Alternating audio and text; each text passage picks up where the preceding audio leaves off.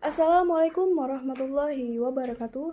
Perkenalkan, nama saya Nur Aspia, NPM 1820066636, nomor absen 38, lokal 7D non-regular.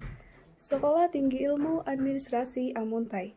Di sini, izinkan saya untuk menjelaskan 5 poin penting dari makalah yang dibuat minggu kemarin dengan judul Politik Ekonomi Kerakyatan dalam mata kuliah Politik Ekonomi dan dosen pengampu Bapak Muhammad Arsyad, SPDI MAP.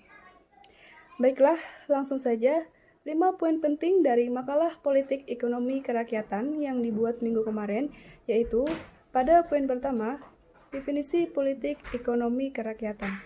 Politik ekonomi kerakyatan adalah sistem ekonomi yang pelaksanaannya berdasarkan pada kepentingan serta kemakmuran rakyat. Ekonomi kerakyatan merupakan sistem politik ekonomi yang diharapkan dapat ditegakkan di Indonesia sehingga didapatkan manfaat untuk bersama, bukan hanya bagi salah satu pihak saja. Poin yang kedua, tujuan politik ekonomi. Tujuan politik ekonomi dapat dikatakan bahwa pemerintah berusaha untuk mencegah berbagai perkembangan yang tidak seimbang, dan diusahakan untuk mencegah atau memperbaiki gangguan-gangguan keseimbangan yang terpenting. Beberapa tujuannya yaitu mengatasi pengangguran, menyetarakan pendapatan secara adil, dan meningkatkan produktivitas dan hal lainnya. Adapun tujuan ekonomi kerakyatan diantaranya, yang pertama, membangun negara yang berdaulat secara politik dan ekonomi, mendorong pertumbuhan ekonomi negara, menaikkan pendapatan masyarakat secara merata, dan membebaskan masyarakat dari oligarki kelompok elit yang pemegang modal. Poin ketiga, ekonomi kerakyatan dalam negara Pancasila dan contohnya. Secara garis besar, ekonomi berbasis kerakyatan di Indonesia berlandaskan pada Undang-Undang Dasar 1945 di pasal 33 ayat 1-3, pasal 27 ayat 2, dan pasal 34. Contoh ekonomi kerakyatan di Indonesia adalah sebagai berikut. Yang pertama, pendirian koperasi. Yang kedua, penguasaan sumber daya oleh badan usaha milik negara. Yang ketiga, biaya pendidikan gratis. Yang keempat, bantuan pendapatan UMKM. Poin yang keempat, faktor pendorong ekonomi kerakyatan di Indonesia. Yang pertama, tingkat pengetahuan dan keterampilan masyarakat. Apabila pendidikan dan keahlian rakyat bertambah, maka kesempatan direkrut bekerja juga akan semakin besar, baik dalam skala nasional maupun internasional. 2. Partisipasi aktif pemegang modal.